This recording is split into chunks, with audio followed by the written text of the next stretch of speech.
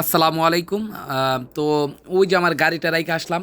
তো আমি আল্লাহ তাআলার কুদরতের ২টা জিনিস, একটাকে আমি মারার চেষ্টা করলাম হাদিস মোতাবেক, আর একটাকে জীবিত করার চেষ্টা করলাম। তো চলেন আপনাদেরকে একটা জিনিস দেখাই। তো ওই যে আমার ভাই দেখতেছেন, তার হাতে দেখেন সাপ। তো তিনি সাপটা কিভাবে মারছে আজকে আপনাদের মাঝে শেয়ার করব ইনশাল্লাহ। ভিডিওটা সম্পূর্ণ দেখতে থাকেন, সাথে থাকেন। আর একটা পানি আছে, সেটাকে মারা না, সেটাকে বাঁচানোর জন্য চেষ্টা করলাম। আর আমি সাপ দেখে অনেকটা ভয় পাই।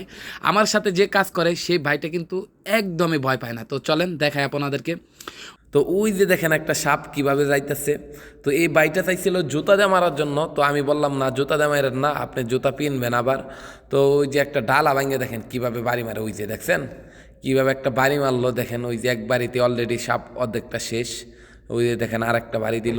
তো সৌদি আরবের সাপটা দেখেন কিভাবে লাফাইতেছে। এই যে ভাইটা প্রচুর সাহস ভাই, কি বলবো ভাই। আমি কিন্তু সাপ দেখে ভয় পাইতেছি। আমি কিন্তু দূর থেকে, অনেকটাই দূর থেকে ভিডিও ধারণ করতেছি। আমরা এখানে টোটাল ছিলাম 4 জন। তো আমি আর এই যে ভাইটা, আমার সাথে 2 জন থাকে। এই ভাইটা আরেকজন আছে। তো আর যে সাপটা দেখাইছে ওই ওই লোকটা এই দিক দিয়ে পলিথিন টোপাইতেছিল। তো বলতেছেন সাপ সাপ, তিনি কিন্তু মারতে পারে নাই। তার হাতে কিন্তু একটা কুন্ডি ছিল, লোহা ছিল, তারপরেও তিনি মারে নাই, ভয় পায় আমার মতো। যাই হোক, ওই যে দেখেন সাপটা কীভাবে মাইরা দিল। তো যাই হোক, সৌদি আরবে কিন্তু এই রকম সাপ আপনার বালু কালার, অথবা এই দেখেন কি বালু কালারের সাপ, এই সাপটাই কিন্তু প্রচুর পরিমাণ দেখা যায়। যাই হোক, আমি কিন্তু এটা ডিউটি অবস্থায় ছিলাম। তো ডিউটি অবস্থায় দেখেন সাপটা মারছে। তো এই যে এই বাইটা দেন, এই বাইটা আর ওই যে আমার গাড়ি। আচ্ছা, এখন দেখা একটা জিনিস, এই যে এই কুকুরটা দেখেন, এই কুকুরটা দেখতেছি আপনার অ্যাক্সিডেন্ট কইরা পড়ে রয়েছে এই জায়গার মধ্যে। মুখ দিয়ে দেখেন রক্ত, অনেক রক্ত অলরেডি, কিন্তু একটা পানি ঢালা শেষ। তো চিন্তা করলাম না, আমি একটু ভিডিও ধারণ করে আপনাদেরকে দেখাই। এটা তো একটা পানি, যাই হোক আল্লাহ তালার। তো তাকে বাঁচানোর জন্য চেষ্টা করলাম। অতি ফার্স্টে ভাবছি সেটা মরে গেছে অলরেডি, কিন্তু রক্তমক্ত যে অবস্থায় পানি ঢালার পর দেখি আপনার যেতে হয়েছে প্রচণ্ড রোদের মধ্যে পড়ে রয়েছে, এটা দেখতেছি। তো আমি আবার ডিউটি অবস্থায়। তো এই যে বাইটা সাপ মারছে, এই বাইরে দিয়ে আমি পানি আনাইতেছি, আর আমার হাতে মোবাইল, ভিডিও ধারণ করতেছে আপনাদেরকে দেখানোর জন্য। দেখেন।